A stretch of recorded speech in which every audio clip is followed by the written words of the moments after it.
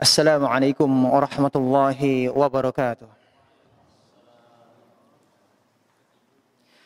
Innal hamdalillah nahmaduhu wa nasta'inuhu wa nastaghfiruh wa na'udzu billahi min shururi anfusina wa min sayyiati a'malina. May yahdihillahu fala mudilla lahu wa may yudlilhu fala hadiya lahu. Wa asyhadu an la ilaha illallah wahdahu la syarika lahu wa asyhadu anna Muhammadan 'abduhu wa rasuluh. Allahumma shalli wa sallim ala nabiyyina Muhammad wa ala alihi wa ashabihi wa man tabi'ahum bi ihsanin ila yaumiddin. Amma ba'd. Fa ya ayyuhal hadirun al-kiram, ikhwati fillah rahimakumullah, dan segenap pemirsa Najah TV dimanapun Anda berada. Azzanallahu wa iyyakum. Kesempatan yang berbahagia ini alhamdulillah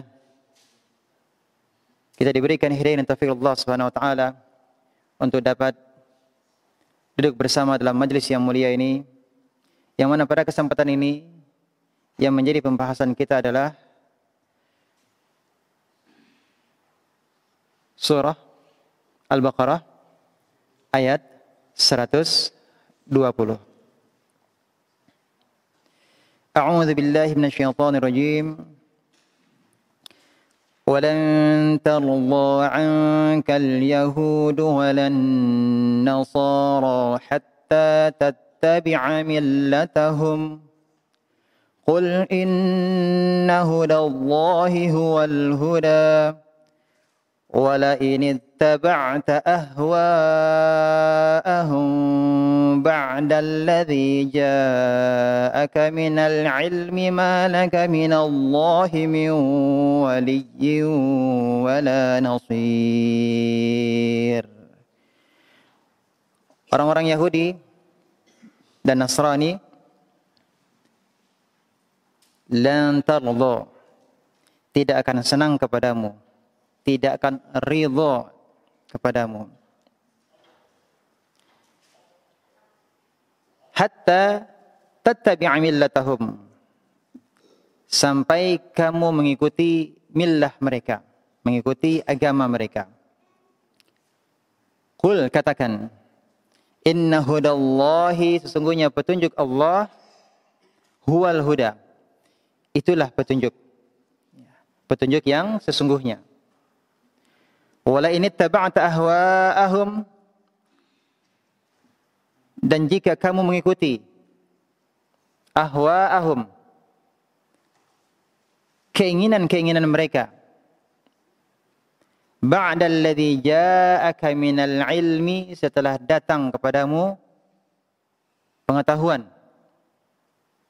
malaka minallahi min waliyyin wala nasir, maka Allah tidak lagi menjadi pelindung dan penolong bagimu. Ikhwati fillah rahimakumullah.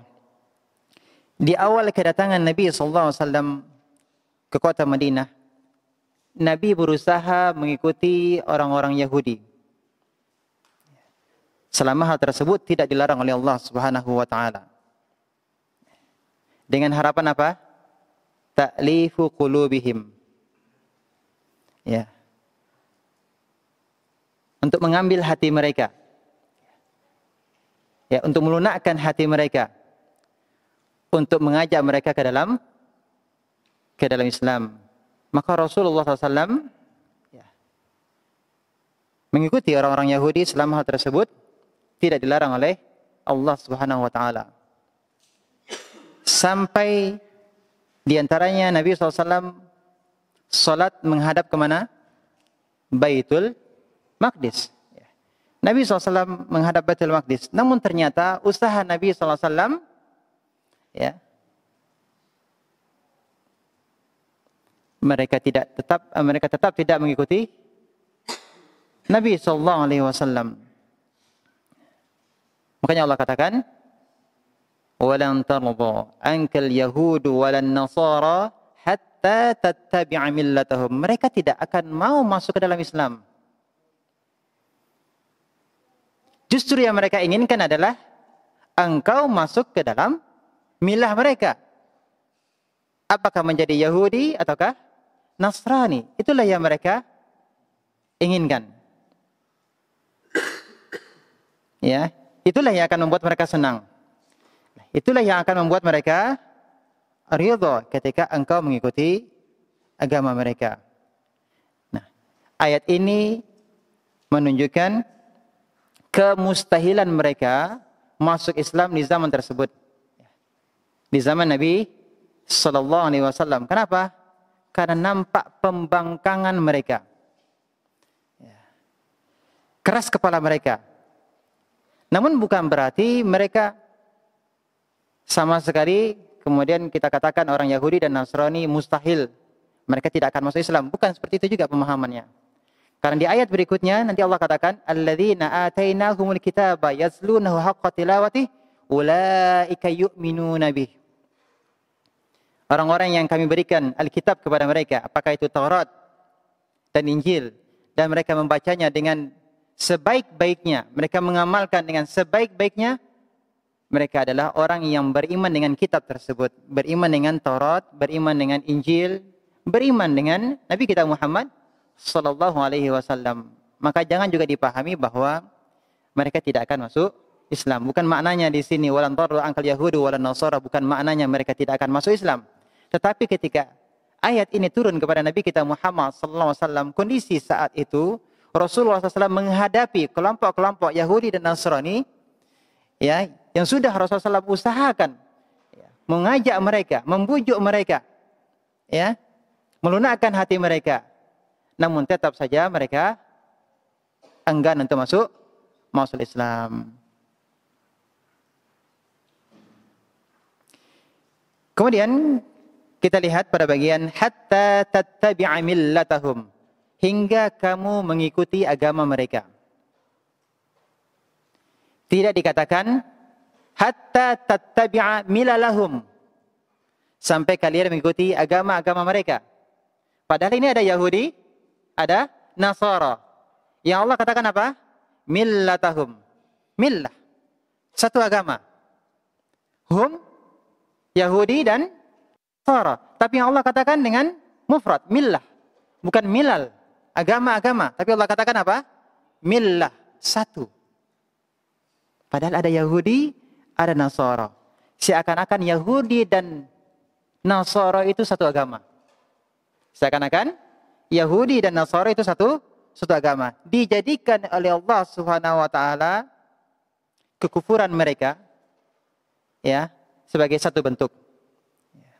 Karena semua agama kekufuran adalah satu. Sekali lagi, semua agama kekufuran adalah satu.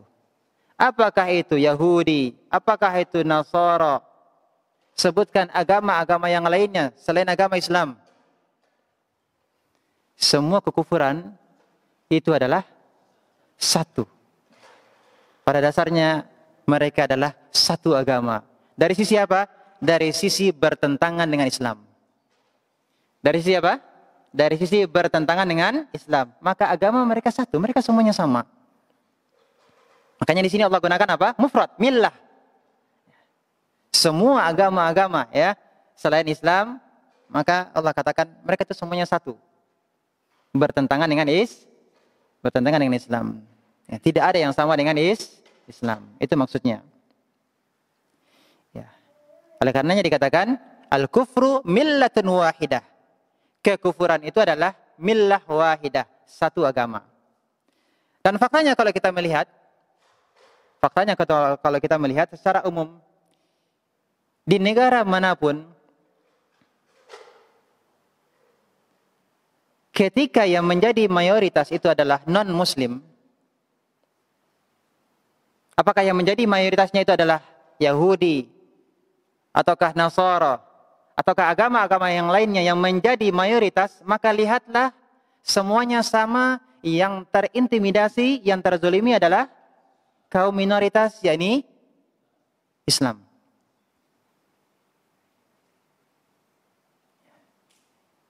Dimanapun. Ketika Muslim menjadi minoritas, maka yang diintimidasi, yang dizalimi, siapa? Kaum muslimin. Makanya sama semuanya.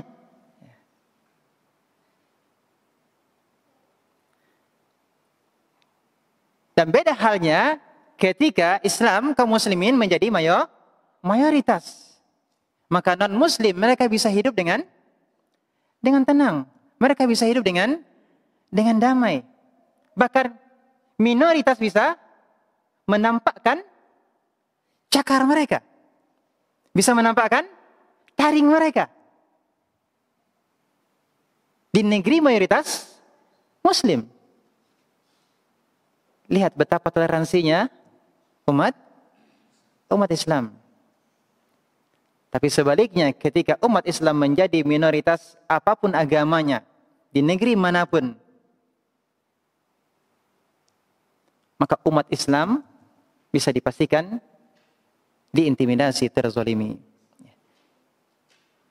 Ya, kita tidak mengingkari bahwasanya ketika kaum muslimin menjadi mayoritas, ya ada juga orang yang berbuat jahil, ya, dari kaum muslimin. Tetapi pada umumnya orang-orang Islam mereka sangat toleran, paham adab bagaimana cara bermuamalah dengan muslim. Itu pada umumnya. Makanya kembali bahwa al-kufru millatun wahidah. Kekufuran itu adalah apa? Satu millah. Kemudian berikutnya, qul, katakan, Allah perintahkan kepada Nabi kita Muhammad sallallahu alaihi wasallam, inna hudallahi huwal huda. Ya, sesungguhnya petunjuk Allah itulah petunjuk. Petunjuk Allah itulah sebenarnya petunjuk. Tidak ada petunjuk yang lain selain petunjuk Allah. Coba kita amati pada bagian ini, inna hudallahi huwal huda. Susunan kalimat. Dari susunan kalimat yang mengerti kaidah bahasa Arab akan mendapati bahwa ada hasar, ada pembatasan. Satu-satunya petunjuk yang hak adalah petunjuk Allah. Selain petunjuk Allah, ya, di luar itu adalah kebatilan, kesesatan. Yang hak adalah petunjuk Allah. Famada ba'dal haqqi illa ad-dhalal. Dan tidaklah setelah kebenaran, al-haq, melainkan apa setelahnya? Kesesatan. Nah, coba kita perhatikan. Di dalam bahasa Arab, kalau kita katakan Muhammadun qa'imun, apa artinya? Muhammad qa'im, berdiri. Apakah hanya Muhammad yang berdiri ataukah ada yang lain yang mungkin berdiri?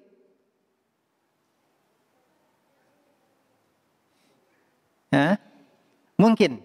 Ada juga yang berdiri. Muhammadun qa'imun, Muhammad berdiri. Bisa juga ada Faiz berdiri. Ada Zaid berdiri. Ada Ali berdiri juga. Bukan hanya Muhammad. Ini hanya mengabarkan bahwa Muhammad berdiri, bukan membatasi, bukan dikatakan bahwa hanya Muhammad yang berdiri, tidak. Tapi pengabaran bahwa Muhammad berdiri, tapi bukan membatasi hanya Muhammad yang berdiri. Tapi kalau ditambah dengan alif lam, yang sebelumnya qaimun tanpa alif lam itu adalah nakirah, ditambah dengan alif lam jadi ma'rifah. Al-qaim, Muhammad al-qaim, artinya apa? Muhammad dialah yang berdiri. Muhammad dialah yang berdiri. Artinya apa? Hanya Muhammad yang berdiri. Yang lainnya selain Muhammad semuanya duduk. Tidak ada yang berdiri.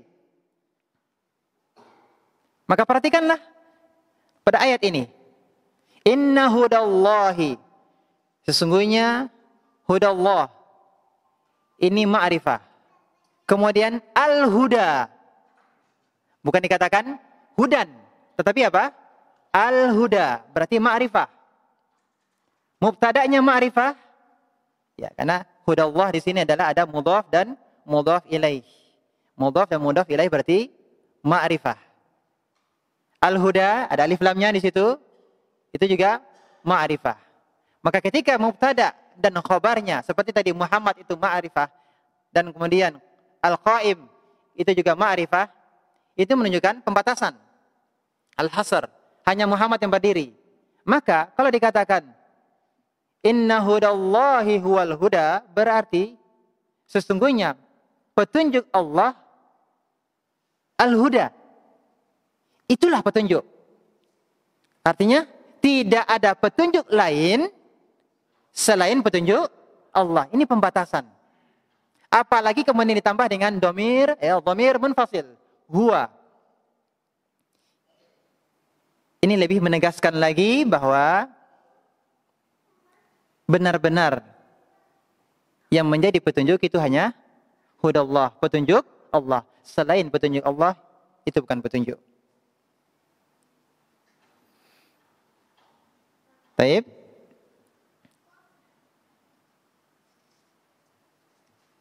Maka belajar bahasa Arab ya. Ya, belajar bahasa Arab. Supaya lebih indah ya. Kita belajar agama dengan bahasa Arab, insyaallah lebih ya, akan merasakan indahnya Islam, indahnya Al-Qur'an, indahnya hadis ya dengan bahasa Arab. Ini juga akan menguatkan pemahaman kita terhadap agama kita. Yang mudah-mudahan Allah mudahkan insyaallah. Baik. Jadi kembali bahwa selain petunjuk Allah adalah apa? Kesesatan. Maka jangan ikuti petunjuk selain petunjuk Allah. Itu maksudnya. Berikutnya, wala ini taba'ta ahwa'ahum, jika kamu mengikuti ahwa'ahum, bukan hanya hawa, bukan menggunakan mufrad, tapi ahwa jamak, kemauan-kemauan mereka. Ya, jika kamu mengikuti kemauan-kemauan mereka,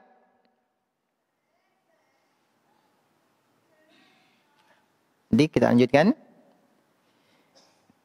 Di sini orang-orang Yahudi dan Nasrani mereka berusaha membujuk Nabi sallallahu alaihi wasallam.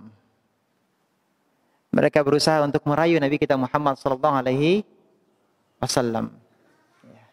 Sampai ketika mereka sudah putus asa, akhirnya mereka menawarkan, ya kalau gitu bagaimana kita setahun gantian. Setahun ini kami tidak menyembah berhala, hanya menyembah Allah. Ya. Tahun depan giliran engkau wahai Muhammad, engkau yang menyembah berhala. Banyak cara yang mereka lakukan. Sebelumnya mereka berusaha membujuk Nabi SAW dengan wanita, dengan harta, dengan jabatan. Wa ini taba'ta ahwa'ahum. Ya, jika engkau mengikuti keinginan-keinginan mereka.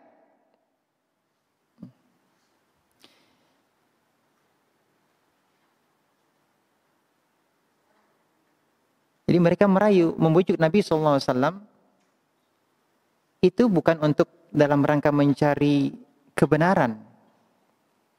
Bukan untuk mencari kebenaran. Tapi untuk melegalkan hawa nafsu mereka. Agar Nabi SAW tidak mengganggu hawa nafsu mereka. Maka pelajaran yang pertama, ini dalil agama mereka, Yahudi dan Nasara, adalah agama hawa nafsu. Karena Allah katakan apa? Walin taba'ta ahwa'ahum.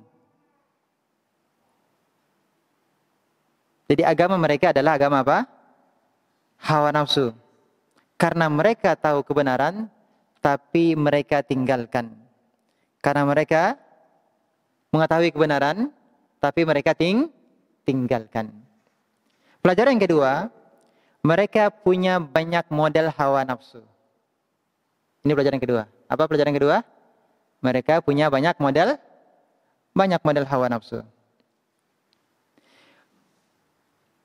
Jika kamu mengikuti kemauan-kemauan mereka, ba'dalladzi ja'aka minal ilmi, setelah pengetahuan datang kepadamu. Apa yang dimaksud dengan al-ilm? Apa yang dimaksud dengan al-ilm? Al-Quran. Ya, setelah datang pengetahuan kepadamu, maksudnya adalah setelah Allah turunkan Al-Quran kepadamu, jangan ikuti mereka. Namun ketika engkau mengikuti keinginan-keinginan mereka, akibatnya apa? malaka minallahi min waliyyin wala nasir. Maka Allah tidak lagi menjadi pelindung dan penolong bagimu.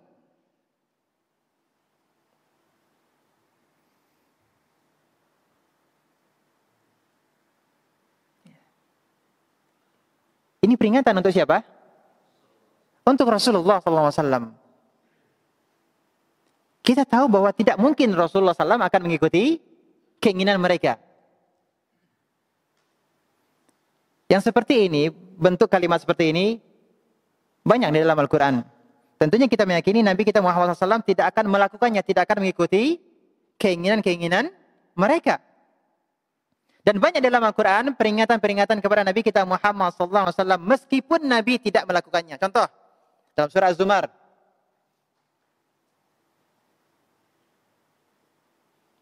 Peringatan kepada Nabi SAW agar tidak berbuat kesyirikan. Wala in asyrakta la yahbatanna amaluk. Jika engkau berbuat kesyirikan, niscaya benar-benar akan habis amalmu. Pertanyaannya, apakah Nabi SAW melakukan kesyirikan? Tidak. Ya, sama seperti tadi. Peringatan kepada Nabi SAW, jangan engkau mengikuti keinginan-keinginan mereka. Karena itu kalau engkau ikuti, apa yang terjadi? Malaka minallahi min waliyyin wala nasir. Maka Allah tidak lagi menjadi pelindung dan penolong bagimu.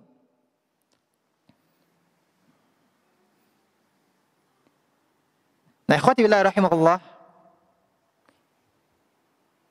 Sekalipun ada di antara kaum muslimin yang ingin menyenangkan mereka,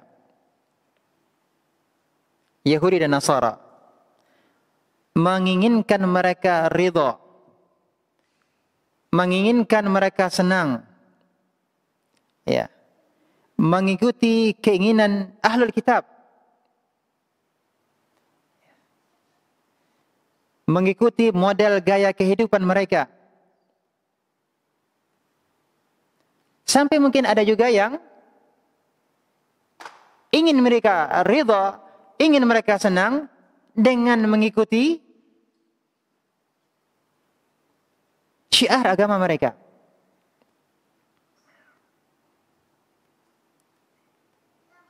Dalam rangka apa coba? Hah? Dalam rangka agar mereka senang. Dalam rangka mereka ridho, rela sampai mengorbankan akidahnya. Apakah mereka akan ridho? Tidak. Kapan mereka ridho? Hatta tattabi'a millatahum. Sampai kalian mengikuti agama mereka.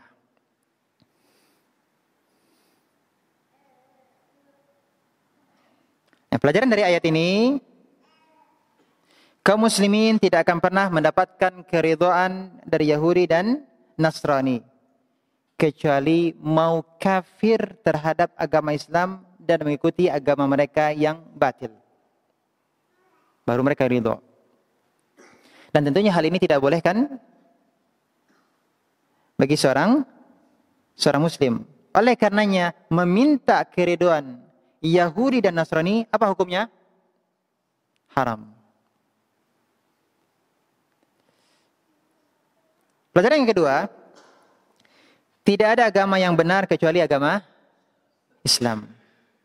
Maka tidak selayaknya untuk mencari agama selain Islam, walau hanya satu kali pun.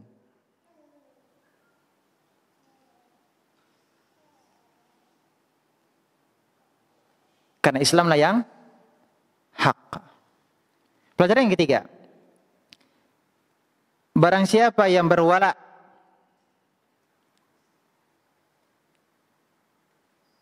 yakni berloyalitas terhadap Yahudi dan Nasrani dengan mengikuti kebatilan mereka, akibatnya apa? Akan kehilangan loyalitas dari Allah dan tidak akan mendapatkan pertolongan darinya. Jelas? yang berloyalitas terhadap Yahudi dan Nasrani dengan mengikuti kebatilan mereka, maka sanksinya, akibatnya adalah dia akan kehilangan loyalitas dari Allah. Dia tidak akan mendapatkan pertolongan dari Allah Subhanahu wa taala.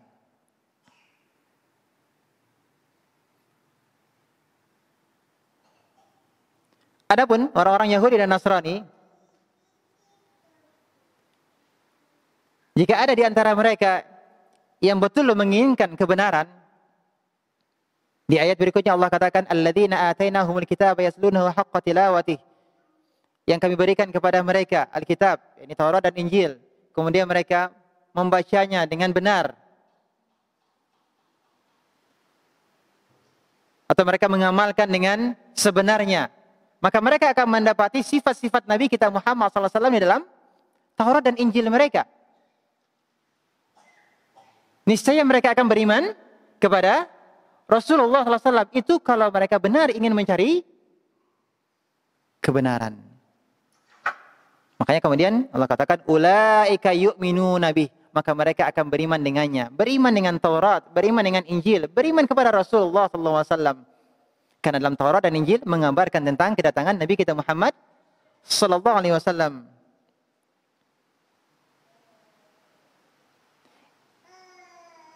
Yang dimaksud dengan yatlunahu, membacanya, itu ada 3 model.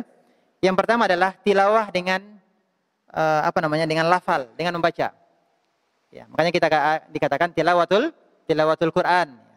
Tilawah, yatlunahu. Kalau mereka membacanya dengan benar-benar membacanya, artinya membaca dengan lafal. Yang kedua adalah membaca dengan memahami tafsirnya, maknanya. Kemudian yang ketiga adalah yatlunahu, artinya adalah tilawah dengan mengamalkannya. Artinya kalau mereka mengamalkan apa yang mereka ketahui, niscaya mereka akan beriman. Beriman kepada Rasulullah sallallahu alaihi wasallam. Jadi tilawah artinya apa? Mengikuti. Ya, tilawah juga artinya mengikuti. Selain artinya membaca, ya membaca lafalnya, membaca dengan maknanya. Berikutnya adalah tilawah, artinya adalah mengikuti. Sama seperti firman Allah Subhanahu wa taala, wasyamsi wadduhaha wal qamari idza talaha. Artinya ketika bulan mengikutinya. Talaha, ya, tilawah. Jadi tilawah dengan apa? Dengan mengikutinya. Ulaika yu'minuna bih, itulah yang mengimani Taurat dan Injil. Ya, sebagian ulama mengatakan bahwa sebagian mereka beriman dengan Al-Quran. Tapi ikhwati billah rahimakumullah, untuk ayat yang berikutnya di 121, karena kita sudah menyinggungnya,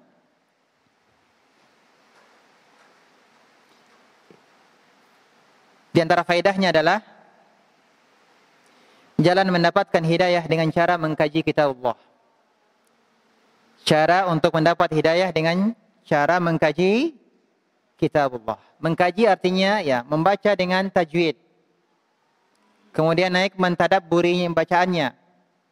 Kemudian beriman dengan ayat-ayatnya. Menghalalkan apa yang Allah halalkan. Mengharamkan apa yang Allah haramkan. Menegakkan batasan-batasannya, yakni hukum-hukumnya.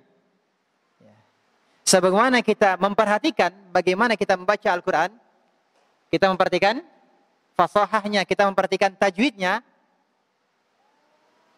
Lebih dari itu kita juga apa? Memperhatikan pengamalannya. Sebagaimana kita memperhatikan hukum-hukum kaidah-kaidah ketika kita membaca Al-Quran. Bisa dipahami?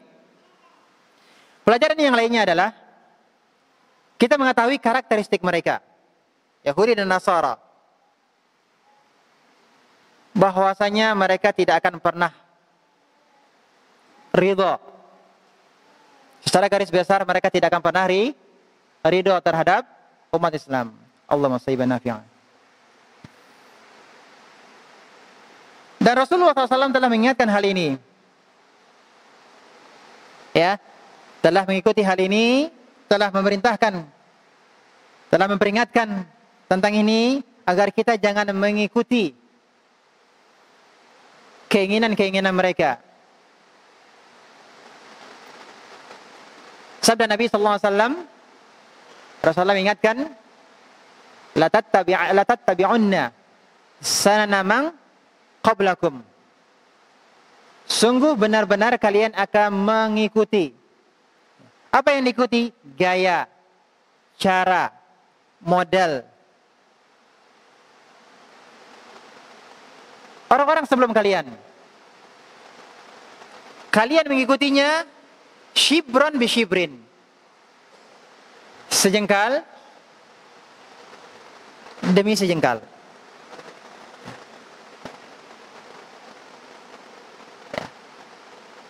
Para ulama menjelaskan bahwa persis sama. Ya, sejengkal. Kalian akan mengikuti seperti itu juga. Wa dhira'an bi dhira'in. Kalian akan mengikuti mereka. Ini dhira' namanya. Apa namanya? Ini dhira'. Sehasta. Sehasta demi sehasta. Ya. Di antara penjelasan para ulama apa? Kalian akan mengikuti sama seperti itu. Hatta law salaku juhra dabbin la salaktumuhu. Sampai kalau mereka masuk ke dalam lubang dab, sejenis iguana padang pasir. Lubang yang sangat sempit, tidak enak, tidak nyaman. Namun niscaya kalian juga akan mengikuti mereka untuk masuk ke dalam lubang tersebut. Jadi ini peringatan kepada umat Islam agar kita tidak latah mengikuti gaya, cara, model mereka. Maka para sahabat bertanya, "Man ya Rasulullah?" Siapa mereka ya Rasulullah yang mereka akan diikuti?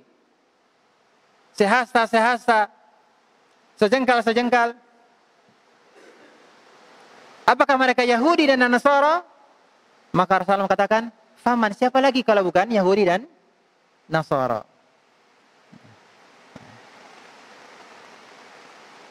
Masih jelas suaranya? Masih jelas?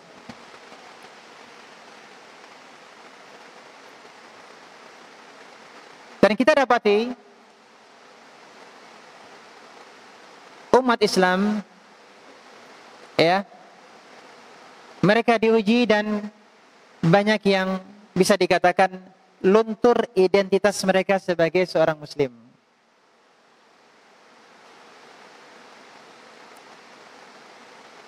Luntur identitas sebagai seorang Muslim.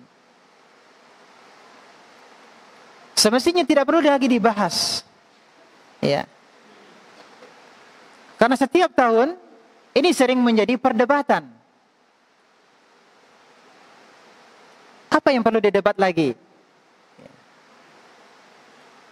Sama saat ini, ya ini sudah lewat waktunya, masih terjadi perdebatan apa hukumnya mengucapkan selamat untuk perayaan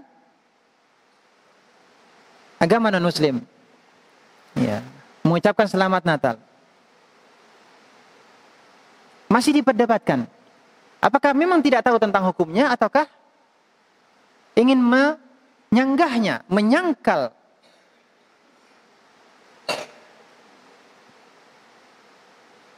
Ada yang berargumentasi, ada yang mengatakan bahwa ini kan hanya sekedar ucapan. Hanya sekedar ucapan. Ini hanya sekedar basa-basi. Berarti ingin mendapatkan keridoan mereka. Iya atau tidak? Apa kata Allah? Walan tarda ankal yahudu walan nasara. Mereka yang kamu inginkan senang terhadapmu, tidak. Lan, tidak akan. Hatta tattabi'a millatahum, sampai kamu masuk ke dalam agama mereka. Ya, kamu ikuti agama mereka. Dan ternyata kita dapati di antara kaum muslimin bukan hanya sekedar mengucapkan, tapi juga ikut hadir, ikut dalam perayaan di tempat ibadah mereka. Dengan alasan apa? Toleransi. Allah musta'an, la haula wala quwata illa billah. Apa yang kita katakan kalau ini ada yang beralasan ini hanya sekedar ucapan basa-basi. Kita bertanya, apakah ada yang memaksamu untuk mengatakan hal tersebut? Kalau engkau tidak mengatakannya, engkau akan terancam dibunuh. Ada yang mengatakan demikian? Ada yang memaksamu? Ternyata tidak. Kalau tidak, engkau tidak katakan hal itu, apa masalahnya? Kalau memang itu hanya sekedar ucapan, katakan kepada mereka. Coba sampaikan kepada mereka. Silakan ucapkan asyhadu alla ilaha illallah wa asyhadu anna Muhammadar Rasulullah. Mereka akan mengucapkannya atau tidak? Mereka akan mengucapkannya ataukah tidak? Kenapa tidak? Karena mereka tahu konsekuensi dari mengucapkan dua kalimat syahadat. Nah, kita seorang muslim, kita tahu apa konsekuensi dari mengucapkan selamat terhadap perayaan orang-orang non-muslim.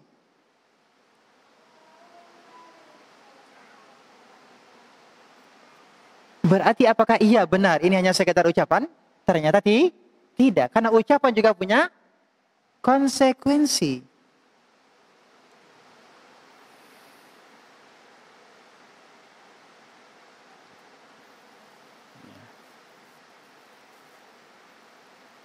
Dan kita juga tidak pernah memaksa mereka untuk mengucapkan selamat Idul Fitri. Ada orang muslimin. Ada kaum muslimin yang memaksa non-muslim untuk mengucapkan selamat Idul Fitri, selamat Idul Adha, ada? Tidak ada. Kalau mereka mengucapkan, itu urusan mereka. Makanya kita harus punya jati diri. Kita tampakkan, kita berbangga dengan Islam. Jangan sampai luntur jati diri kita sebagai seorang muslim. Kalau alasannya toleransi, maka Nabi kita Muhammad SAW adalah yang paling toleran. Umar bin Khattab, ya, sebelumnya Abu Bakar As-Siddiq, Utsman bin Affan, Ali bin Abi Thalib, para sahabat mereka adalah orang-orang yang super toleran. Namun ketika urusan agama, lakum dinukum waliyadin.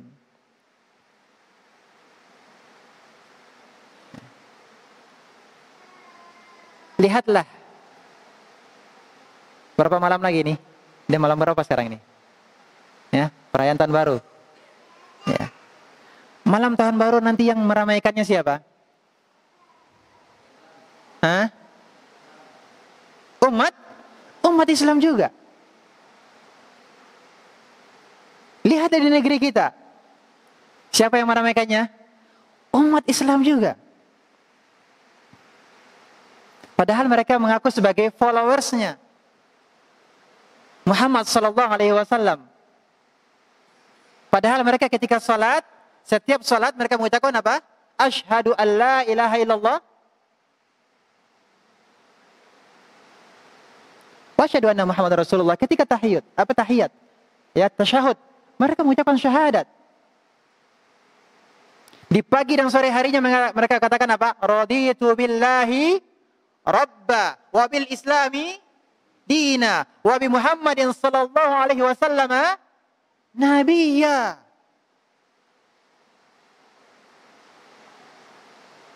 Apa maknanya raditu?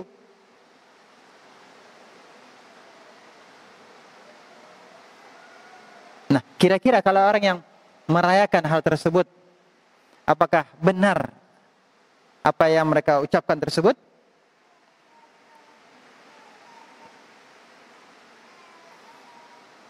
Jadi sebagian umat Islam lupa dengan sejarahnya. Sebagian umat Islam lupa dengan sejarahnya. Dan Allah telah menjelaskan hal ini. Buka surat Ali Imran ayat 110.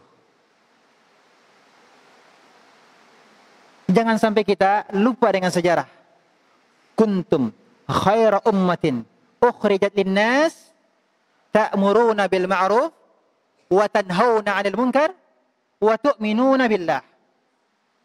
Kalian umat Islam khairu ummah, sebaik-baik umat yang dikeluarkan kepada manusia, sebaik-baik umat. Harusnya kita berbangga, bisa berbusung dada, menegakkan kepala kita dengan mengatakan, saya seorang muslim.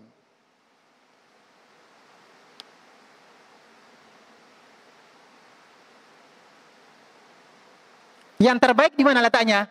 Di depan. Yang terbaik letaknya di mana? Di depan. Terdepan, paling di depan. Namun nyatanya kaum muslimin sepertinya lupa dengan sejarah. Tidak mau menjadi yang terdepan, tapi ingin menjadi umat yang mengekor. Mengikuti umat lain. Padahal yang terbaik itu di mana? Terdepan, diikuti, menjadi teladan. Yang mewarnai, bukan diwarnai.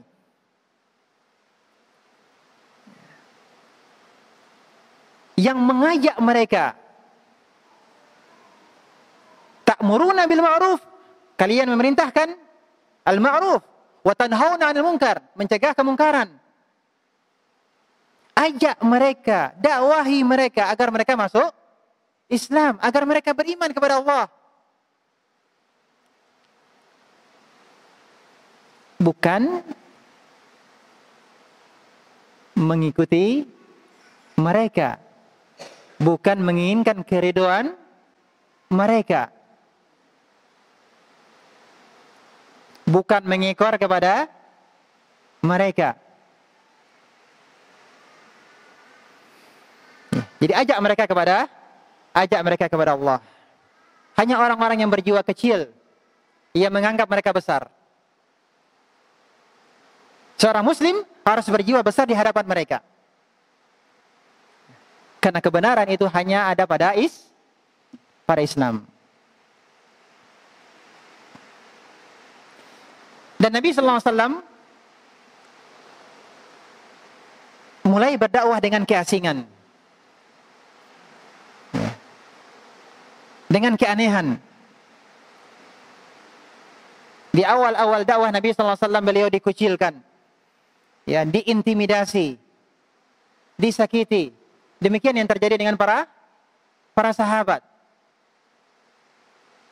Di awal-awal Islam aneh, terasing. Bada al-Islamu ghariba. Islam itu pada awal mulanya gharib, asing, aneh. Wa sayaudu ghariban kama bada'a. Dan Islam itu akan kembali menjadi asing, menjadi aneh sebagaimana mulanya. Kenapa? Karena menyelisihi kebanyakan umat. Makanya dianggap asing. Iya, di negeri kita memang mayoritas. Negeri kita memang muslim mayoritas. Namun kalau keseluruhan penduduk bumi ini, kalau kita lihat, apakah kita masih menjadi mayoritas? Jawabannya tidak. Di negeri kita yang mayoritas saja ini pun juga kita masih mengikuti mereka. Maka kemudian Rasulullah mengatakan, fatuba lil ghuraba. Maka kebahagiaan, kebaikan, tuba, surga, lil ghuraba, bagi orang-orang yang asing. Siapakah orang-orang yang asing? Alladzina yuslihun. Mereka lah yang memperbaiki ketika orang lain merusak. Maka kaum muslimin bukan ikut-ikutan rusak, tapi hendaklah menjadi orang-orang yang asing, ya, di mana ketika kebanyakan orang, kebanyakan manusia hilang jati dirinya sebagai seorang muslim, sebagai seorang mukmin, maka jadilah orang-orang yang memperbaiki ketika terjadi kerusakan.